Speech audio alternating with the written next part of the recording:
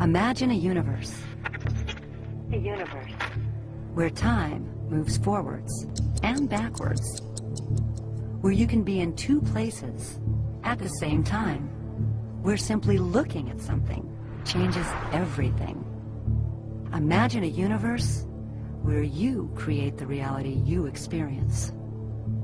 Now, imagine that you are there in that very strange universe, because the truth is, you are the observer. You create the reality. Welcome to the Observer Effect. If you want to see fear in a quantum physicist's eyes, just mention the words, the measurement problem.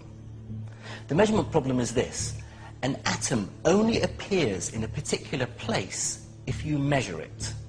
In other words, an atom is spread out all over the place until a conscious observer decides to look at it. So the act of measurement, or observation, creates the entire universe. I wrote a book on special relativity with an appendix which I devoted to perception, and I said that there was an analogy between perception and the way relativity treated things, that you couldn't, according to relativity, everything was related to the way that you interacted with it to observe it, you see, and also according to quantum mechanics. Right? What is real depends on whether I look and the way I look. And now this is not just a philosophical question. We can see this in experiment. Scientifically, we call it quantum measurement theory, and the ultimate inseparability of the observer from the observed. The Copenhagen interpretation basically means that reality is unset jello. Copenhagen was the place where Niels Bohr was born and where he set up his own institution. And Bohr was flabbergasted by this recognition that everything was possibilities, probabilities flowing and gooeying all over the place until an observer observes, and then things come into being. This means that deeply enough, and you dive down into the nature of matter, everything we know about the everyday world dissolves. There are no objects anymore. There are only relationships. There's no locality anymore. The meaning of quantum physics is really in terms of giving us a new worldview that shows clearly how consciousness can be and is the ground of our being. In other words, quantum physics enables us to see directly that we can make sense of the world only if we base the world on consciousness. There is something that we can do in our lives, literally influence the physical reality of our world, and that changes everything. It changes everything. I think if we keep quantum physics and the understanding very simple for the layperson, that our observation has a direct effect on our world. I think if we keep it very simple, then people can get about the business of beginning to practice the skill of observation. Everything starts from inside and then goes outside.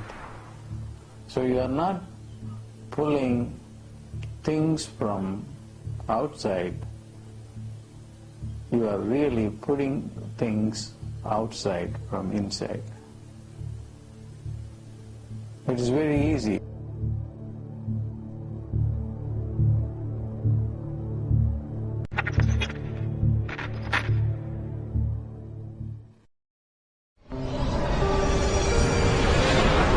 In the beginning, there was nothing.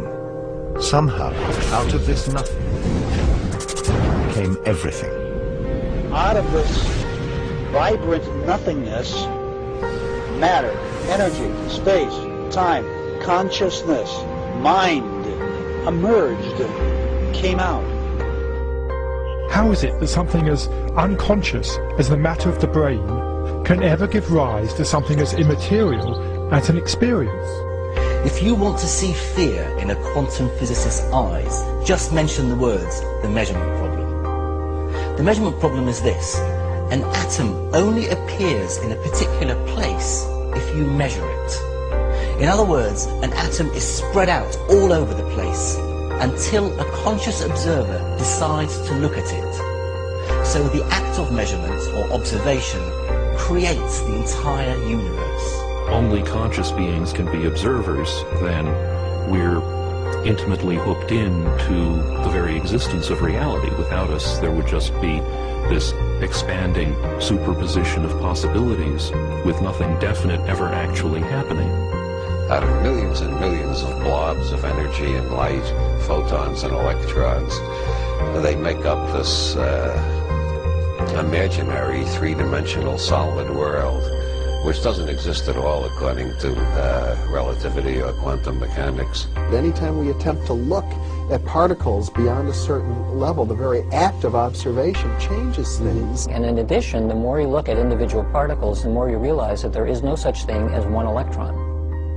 An electron, or any elementary particle, exists only in relationship to other things, like other particles or the universe at large.